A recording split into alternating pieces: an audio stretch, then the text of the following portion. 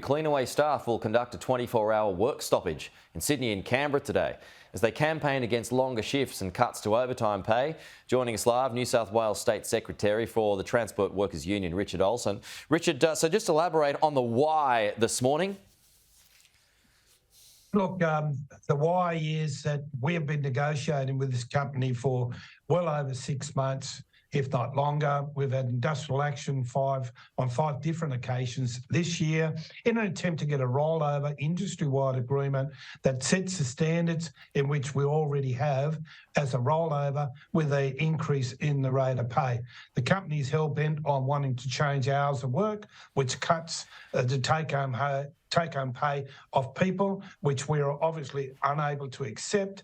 And we say that on several bases. CPI is still running very high. Cost of living, therefore, is very high, etc. And, at the end of the day, we see this as a national campaign by Cleanaway in an attempt to reduce the take-home pay of people. Money. So how many bins will be uncollected today? In Sydney, we're in the two councils, City of Sydney and Randwick.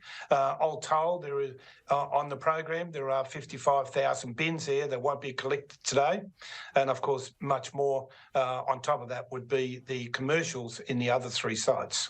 So when would they get collected again? Would that just roll over to next week, or would it be tomorrow when the strike ends? Yes, we'll get on to that as soon as what we can, and obviously plans are put in place by management to ensure that we pick those bins up as soon as what we can.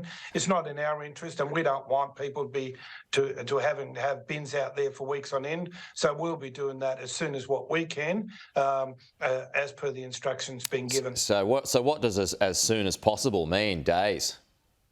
I would imagine days, absolutely, yes. By the end of this week, maybe most will be picked up, some over the weekend and into next week, I would expect would occur. It depends on also what management plans are. They have not divulged that to us. They may be bringing in other workers as well to help clear that work, and if that's the case, it could be sooner. Are you concerned about community blowback there as garbage starts to pile up?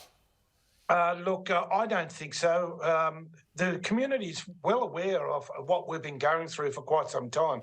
As I've said, this is the fifth occasion we've had to take industrial action for 24 hours this year on the same contracts. It is the same issues in which we've had all along. We've taken it to Fair Work. We've attempted to settle our matters there, but they've been unable to break through to get Cleanaway to the table. Right. So will you strike again, Richard?